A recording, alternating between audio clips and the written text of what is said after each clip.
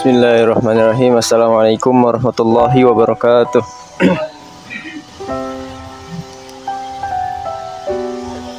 Alhamdulillah, wassalatu wassalamu ala rasulillah.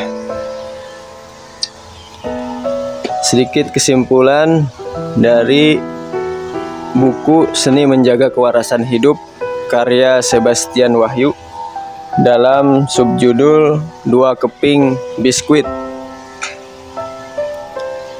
Diceritakan di dalam kitab Wahyi Al-Qalam. Di sana ada sebuah kisah seorang yang bernama Ahmad bin Miskin. Ahmad bin Miskin ini yang sebelumnya dia memiliki harta, akan tetapi pada hari itu dia jatuh miskin. Dia tinggal di rumah yang tidak tersedia apa-apa, hanya istrinya dan satu orang anaknya. Yang di rumah dia hanya tersisa batu, kerikil, dan pasir. Sambil menahan sakitnya rasa lapar. Ketika di pagi hari, Ahmad bin Miskin ini pun melihat matahari yang terbit tidak seperti matahari pada hari yang biasanya. Dia melihat matahari agak samar-samar, mungkin karena kelaparannya yang amat sangat menggerogoti dirinya, sehingga dia sudah tidak bisa melihat sesuatu dengan jelas lagi. Kemudian si Ahmad bin Miskin ini pergi keluar rumah, berusaha berikhtiar untuk menghempaskan kemiskinan yang sedang menimpa diri dan keluarganya. Kemudian setelah sholat subuh, dia pun berdoa kepada Allah Subhanahu wa Ta'ala, "Ya Allah, tolong ya Allah, jangan buat aku miskin dalam menjalani agamamu. Ya Allah, tolong berilah aku sesuatu yang bermanfaat untuk kehidupanku." Kemudian dia keluar dari masjid, lalu dia sudah berinisiatif ingin menjual rumahnya karena tiada pilihan lain selain menjual rumahnya. Dia bertemulah dengan seseorang yang bernama Abu Nasar As-Sayyad. Kemudian dia bilang sama orang itu, "Aku akan menjual rumahku, engkau belilah berapapun harganya. Karena aku sudah tidak punya apa-apa lagi, sedangkan istri dan anakku sudah cukup lama menahan rasa lapar." Kemudian orang itu, Abu Nasar itu, memberikan sarung tangan. Di dalam sarung tangan itu ada dua keping biskuit. Dia bawa sarung tangan itu balik ke rumah. Biskuit itu ada selainya. Dia balik ke rumah. Di perjalanan dia ketemu dengan seorang wanita dengan anaknya. Kemudian mengadu kepada si Ahmad bin Miskin, "Wahai Tuan, ini anak yatim. Juga sudah lama dia tidak makan." Ketika si Ahmad bin Miskin melihat mata si anak itu, dia langsung terketuk hatinya. Bahkan dia mengumpamakan pandangan si anak kecil itu melebihi 1000 pandangan orang ahli ibadah. Karena saking syahdunya, saking berharapnya ingin mendapatkan pertolongan, belum makan. Kemudian si Ahmad bin Miskin ini memberikan 2 keping biskuitnya ke anak itu, sambil dia berkata, "Yang kupunya hanya 2 keping biskuit ini. Di rumahku ada orang yang lebih membutuhkan. Sebenarnya ada orang yang lebih membutuhkan, tapi hatiku tergerak untuk membantu kalian. Seandainya aku punya kelebihan harta, maka aku akan bergerak untuk membantu kalian." Kata si Ahmad bin Miskin. Ketika mendengar itu, ibunya langsung menetes air matanya. Kemudian si anak itu kegirangan, dia balik ke rumah. Ketika di rumah, belum sampai rumah, bertemu lagi sama si Abu Nasar As-Sayyad. Dia bertemu, habis itu seperti seorang yang kegirangan si Abu Nasar ini. Dia bilang sama si Ahmad bin Miskin, kenapa engkau terlihat murung? Seharusnya engkau bahagia karena di rumahmu ada ada begitu banyak harta. Dia heran, harta apa kan? Padahal dia miskin. Bapaknya juga udah meninggal 20 tahun yang lalu. Dia bertahan hidup dengan satu istri dan satu anak. Pas dia lihat di rumahnya, rupanya ada orang mengantarkan alat-alat berat ke rumahnya.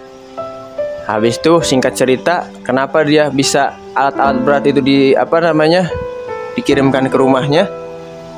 Rupanya dulu bapaknya juga yang seorang saudagar, seorang pedagang, pernah menitipkan harta sebelum dia pindah ke kota yang lain. Menitipkan harta itu di penghujung bisnisnya, karena dia merasa bisnisnya udah nggak mungkin berkembang lagi. Dia titipkan kepada suatu orang, dititipkan, dia pergi bapaknya. Habis itu di kota berikutnya ternyata bapaknya ini lebih sukses, jadi sukses. Dia berdagang dan berusaha banyak hal. Nah, kemudian singkat cerita akhirnya kan meninggal, dan harta ini tetap masih di situ. Rupanya orang yang dititipkan ini amanah ya, dia menjaga titipan bapaknya si Ahmad bin Miskin ini, dititipkan, diantarkan. Barulah setelah itu dia bertekad dengan sisa harta ayahnya ini ingin menghidupkan anak yang tadi yang minta biskuit sama dia, sama ibunya. Kemudian juga memperbaiki keadaan ekonomi keluarganya. Kemudian ketika malam hari dia tertidur, si Ahmad bin Miskin tertidur terus. Nah, di tidurnya ini dia bermimpi. Pada hari itu terjadi hari kiamat. Orang pada berhamburan, pada berlarian, semuanya takut kan. Kan digambarkan hari kiamat itu orang yang hamil ya langsung gugur, ya. Orang yang hamil langsung gugur, orang yang menyusui jadi nggak bisa lagi keluar susu, saking mengerikannya hari kiamat. Bahkan gunung-gunung pun seperti anai-anai, ya kan, seperti laron yang berterbangan, saking dahsyatnya hari kiamat. Nah, habis itu hari kiamat udah berproses, semua orang pada sibuk dengan nasibnya masing-masing. Tibalah hari pertimbangan, Yaumul Mizan. Nah, di hari pertimbangan itu ditimbanglah semua amal manusia, termasuk dia, khususnya si Ahmad bin Miskin ini. Dia ditimbang amalnya, amal baik dan amal buruknya di atas piring timbangan itu ya, timbangan kayak lambang logo hukum. Ada piring, ya kan, ada timbangan, piringnya 2. Nah, dia selalu amal kebaikan, amal keburukannya selalu seimbang. Ya, selalu seimbang Ahmad bin Miskin ini. Bahkan dia heran gitu, kenapa ya kok bisa seimbang gitu. Bahkan suatu kali ketika ditimbang, amal kebaikannya jomplang gitu, turun, yang lebih tinggi amal keburukannya. Terus dia bergumam dalam hati, padahal dulu saya pernah berinfak 100 dinar. 100 dinar itu sama dengan 1 dinarnya 4, sekian gram emas. Jadi bisa kebayang ya, 1 gram emas aja sekarang harganya 1 juta sekian. Itu 100 dinar. Jadi berapa kilogram kira-kira? Berapa gram kira-kira tuh? Berapa duitnya gitu? Udah kebayang kan ya? 1 gramnya aja udah 1 juta. Ini 100 dinar. Tuh kan. Ya mungkin sekitar 100 jutaan sekian lah gitu ya. Nah, tapi ternyata infaknya itu, sedekahnya itu yang 100 dinar nggak ada apa-apanya waktu di Yaumul Mizan. Bahkan ya seperti seperti tidak ada manfaatnya gitu, nggak memberatkan timbangannya. Habis itu dia ditimbang lagi dengan amal yang lain, sampai ada seruan bahwasanya amal orang ini nggak ada, sudah habis, nggak ada kebaikannya, dibilang gitu. Nah, tibalah dia. Habis itu ada yang menyeru, coba ditimbang dengan 2 keping biskuit. Ditimbang sama 2 keping biskuit, amalnya jadi seimbang. Ya, jadi seimbang, jadi sepadan. Habis itu tapi ternyata keburukannya lebih banyak lagi. Dia hari itu dia juga ingat gitu. Ternyata banyak kebajikan yang dia lakukan, tapi di sana terselip ria, terselip bangga hati, terselip ujub, pamer dan lain sebagainya. Akhirnya amalnya rusak pada hari itu. Habis itu ada lagi yang menyeru, coba ditimbang dengan air matanya si ibu anak kecil yang ditolong dikasih makan. Pas ditimbang dengan kebaikan air mata si ibu itu, itu timbangan air matanya seolah-olah seperti ombak. Amal kebaikannya langsung jadi berat, amal keburukannya kalah gitu. Nah, jadi teman-teman yang dimuliakan oleh Allah Subhanahu wa taala, dari kisah yang mulia ini bisa menjadi pelajaran bagi kita, betapa kita tidak bisa meremehkan amal kebaikan sekecil apapun. Bahkan di hadis, jangan meremehkan la yahtaqiranna minal ma'ruf walau antalqahu ahoka bi wajhin talqin, kan. Jadi jangan sampai meremehkan amal sekecil apapun walaupun bertemu saudaramu dengan wajah yang ceria. Bahkan ada kisah suami istri yang dia setiap pagi ngasih sedekah, ngasih infak ke semut, ngasih gula. Itu mungkin kelihatan bagi kita, ya itu mah apaan itu, kayak orang main-mainan gitu, cuman ngasih gula doang ke semut. Tapi dia lakuin setiap hari. Itu amalan itu ternyata yang bisa menolong dia. Akhirnya singkat cerita, di hari-hari yang mereka kesulitan, mereka diberikan kemudahan oleh Allah Subhanahu wa taala dan kebaikan-kebaikan yang lain. Seperti yang kita sudah dengar semuanya, menghilangkan azab minat thorik, imatatul azab minat thorik gitu ya. Nah, itu menghilangkan duri dari jalanan, itu pun salah satu dari cabang keimanan itu. Betapa banyak amalan-amalan yang terlihatnya receh, ternyata itu yang bisa menolong kita di Yaumul Mizan nanti. Demikian, semoga bermanfaat, khususnya bagi yang menyampaikan, umumnya bagi yang mendengarkan.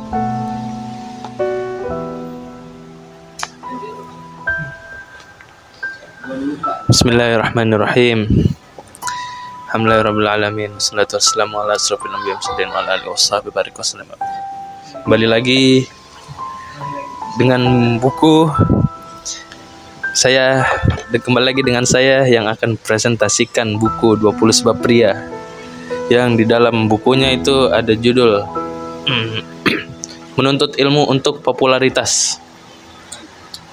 Di antara yang demikian itu ialah bahwa tergodanya sebagian orang oleh setan untuk menuntut ilmu dan memperdalamnya, yang tujuannya itu menjadi mufti dan dijadikannya sebagai rujukan, atau menjadi orang alim yang disebut-sebut namanya, atau menjadi dai yang dikelilingi oleh banyak orang itu, atau kitabnya jadi pengarang kitab yang kitabnya itu tersebar luas. Orang yang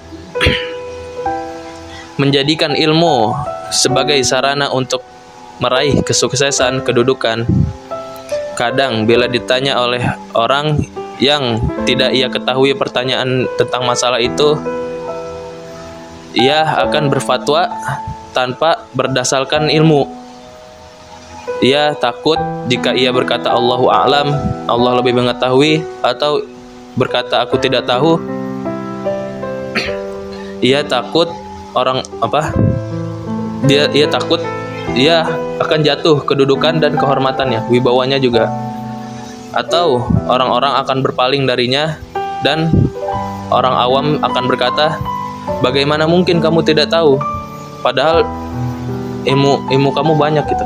Padahal ilmu Anda tinggi. Fatwanya yang tanpa berdasarkan ilmu itu akan membuatnya terbakar dengan api neraka. Karena ia telah sesat dan menyesatkan orang lain. Oleh karena itu, jika ada seorang ulama naik ke atas mimbar, terus berkata aku tidak tahu, lalu ada orang berkata gini, orang iseng gitu, ini bukan tempatnya aku berkata aku tidak tahu, tapi ini tempatnya orang pintar, orang alim gitu. Maka hendaknya nih si ulama jawab gini, aku naik ke atas mimbar ini atas berdasarkan ilmuku. Kalau aku naik ke atas mimbar ini berdasarkan atas kebodohanku, maka aku telah mencapai tingginya langit. Oleh karena itu Imam Malik radhiyallahu an berkata, seandainya ada seorang ulama tidak mau mengucapkan aku tidak tahu, maka dalam ucapannya itu pasti ada cacatnya. Mungkin cukup sekian.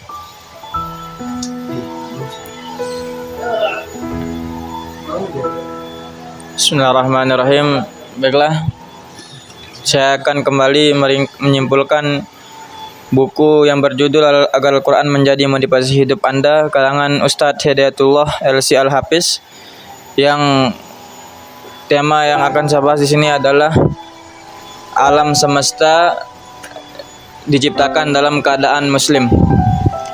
Sama-sama kita ketahui di luar sana, ya sama-sama kita ketahui di luar di alam semesta ini banyak galaksi, bintang, planet yang jika dihitung dengan hitungan manusia, maka semuanya akan bertabrakan.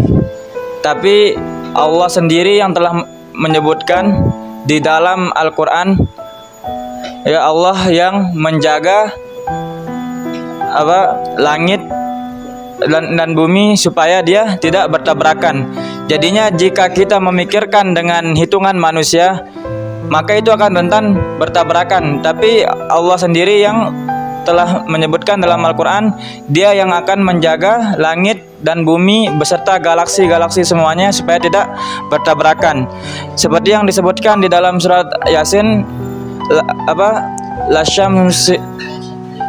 la syamsu yanbaghi laha an tudrikal qamara walal lailu sabiqun nahar wa kullun fi falaki yasbahun. Tidak mungkin matahari itu menyamai bulan dan malam mendahului siang. Semuanya beredar pada garis porosnya. Jadi di sini sudah kita ketahui bahwa alam semesta Allah ciptakan fitrahnya. Ini yang dimaksud dengan muslim tadi.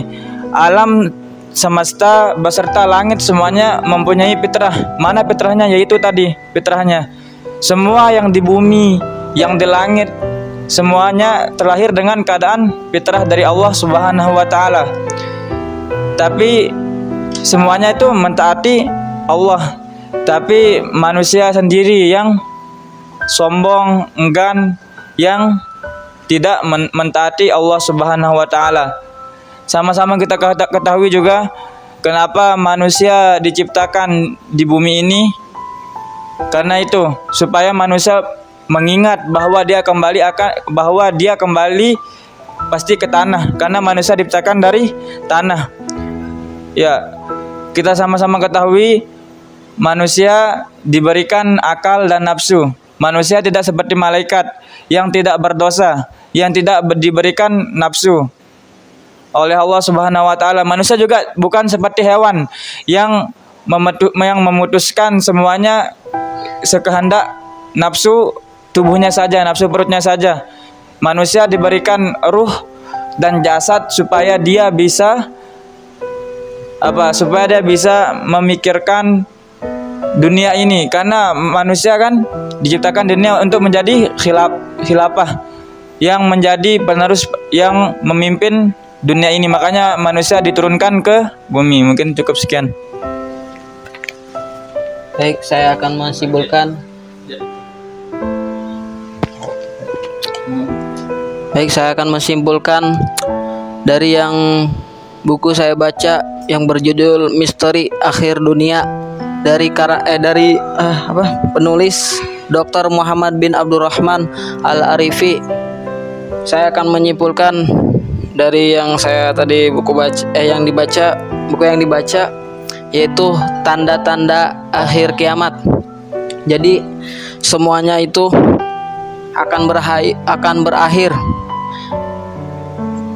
Di mana ada pertemuan, di situ ada perpisahan, dan di mana ada pertama pasti akan berakhir. Jadi tanda-tanda kiamat yaitu munculnya Dajjal, Ya'juj dan Ma'juj, turunnya putra Isa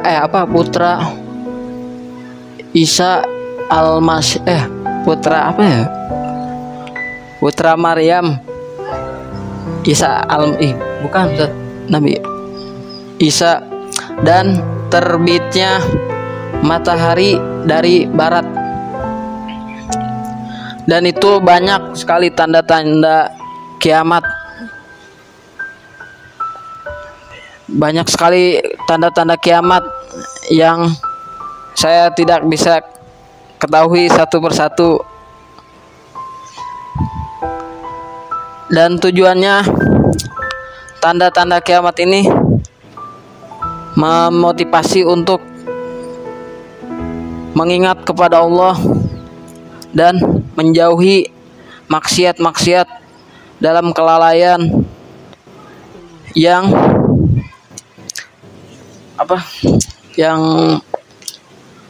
penuh dengan lika-liku, melupakan akhirat dan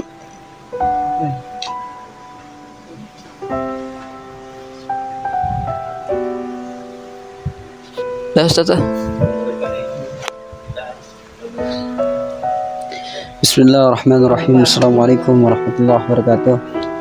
Baik, langsung saja saya akan menyimpulkan sebuah buku yang saya baca yang ditulis oleh Syekh Abdurrahman bin Nasir As-Sa'di dengan judul bukunya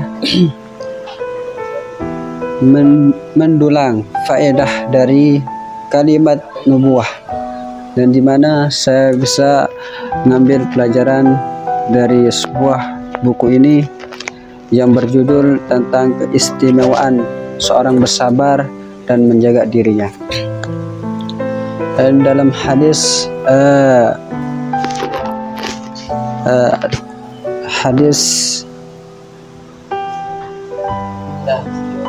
Sa'id bin Abdurrahman dari hadis Sa'id Al-Khudri bahwa Rasulullah SAW bersabda, yang artinya, dan barang siapa yang merasa dan barang siapa yang bisa menjaga dirinya untuk tidak meminta-minta, maka Allah akan menjaga dirinya. Dan barang siapa yang merasa bercukup atau merasa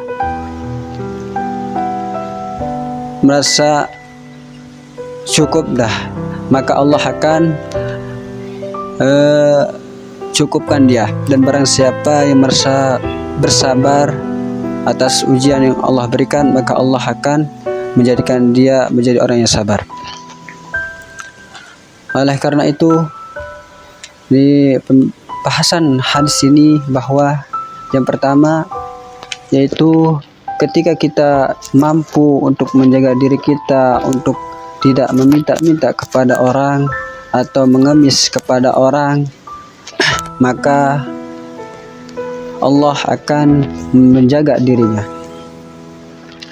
Maka dari itu, saudara-saudara sekalian, ketika kita belum mempunyai pekerjaan, saya juga pribadi, dan kita harus berusaha dan kita harus bersungguh-sungguh Jangan sampai kita hidup di masa tua kita itu tidak mempunyai pekerjaan atau usaha, maka itu membuat kita menjadi tidak nyaman dalam hidup kita. Maka dari itu kita berusahalah untuk kita mencari pekerjaan, atau misalkan kita ketika sudah menikah, maka kita harus penting kita mempunyai yang namanya pekerjaan atau usaha. Karena kita sebagai seorang laki atau seorang ketua tetangga, maka kita harus mempunyai yang nama pekerjaan. Dan yang kedua, ketika kita bisa menjadi orang yang selalu merasa cukup kepada nikmat Allah Subhanahu wa taala, maka Allah akan mencukupkan dia.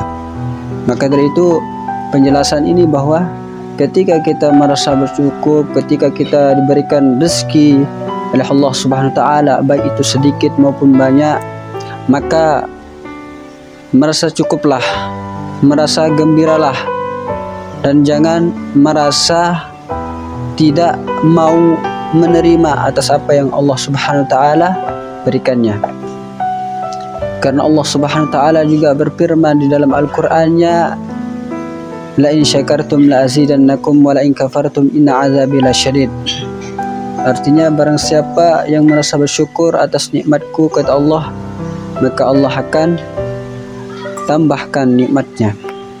Baik, selanjutnya yaitu barang siapa yang merasa bersabar atas ujian Allah yang sudah kita diberikan, maka Allah akan menjadikan kita menjadi orang yang selalu sabar. Jadi ini adalah salah satu yang sangat penting, kita mempunyai yang namanya kesabaran dalam keadaan apapun, baik senang maupun susah. Itu kita harus mempunyai kesabaran. Apalagi kita, saudara-saudara sekalian, menuntut ilmu, di mana yang namanya menuntut ilmu adalah salah satu yang sangat pahit, yang sangat banyak sekali ujian dalam menghadapi yang namanya menuntut ilmu. Dan itu kita harus mempunyai yang namanya kesabaran ini. Karena dengan kita mempunyai kesabaran, maka kita akan menjadi orang yang sukses dunia dan akhirat, insyaallah. Mungkin ini saja yang saya bisa simpulkan dari buku yang saya baca. Semoga bermanfaat bagi kita semua. Wallahu muwaffiq ila aqwamit thoriq. Wassalamualaikum warahmatullahi wabarakatuh. Saya serahkan kepada saudara kita yang namanya Jihad. Assalamualaikum warahmatullahi wabarakatuh. Baiklah, langsung saja saya akan mempresentasikan buku agama Islam yang saya telah baca di bab iman. Apa itu iman? Iman adalah sesuatu yang diakini dengan hati, diucapkan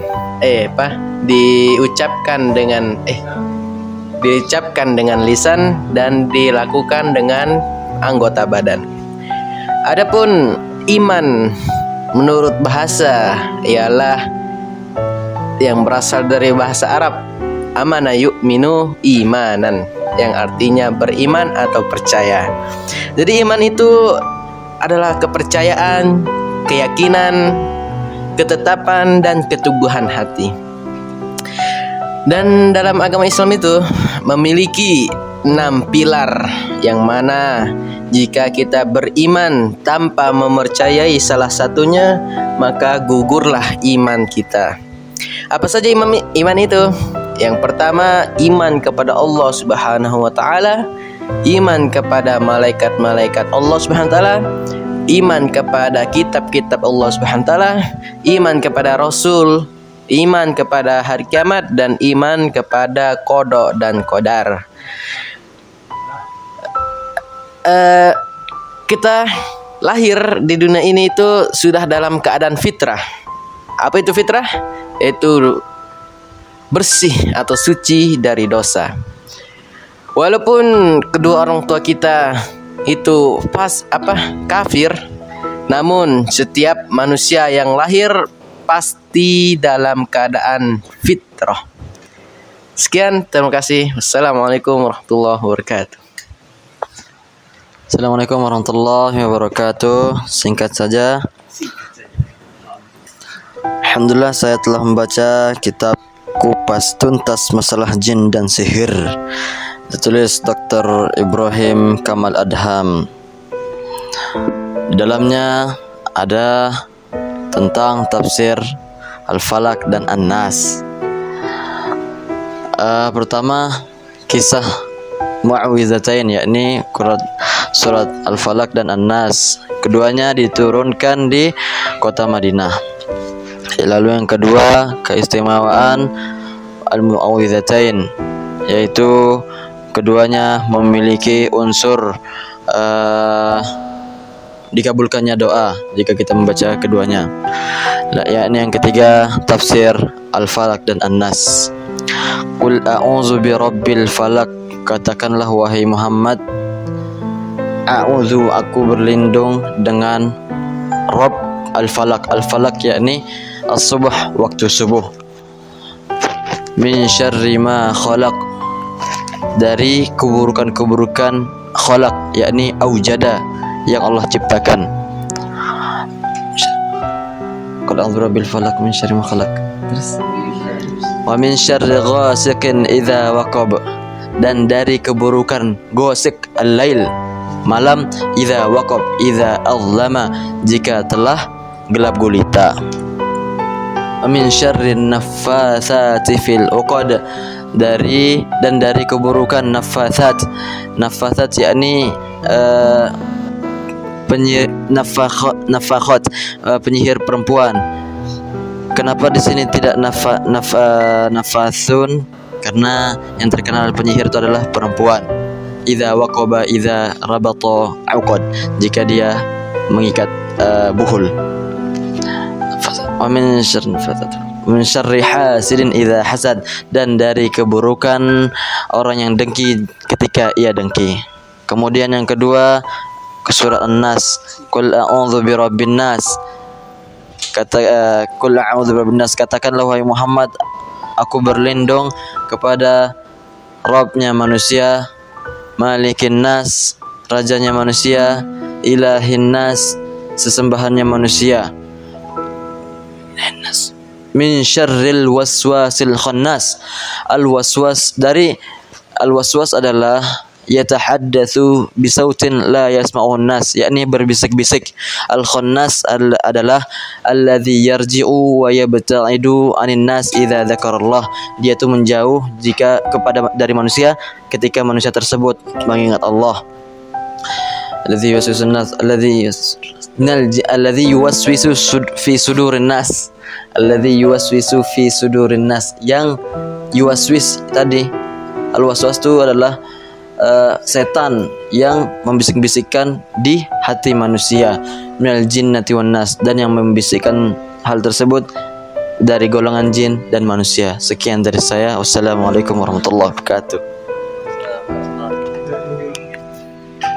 34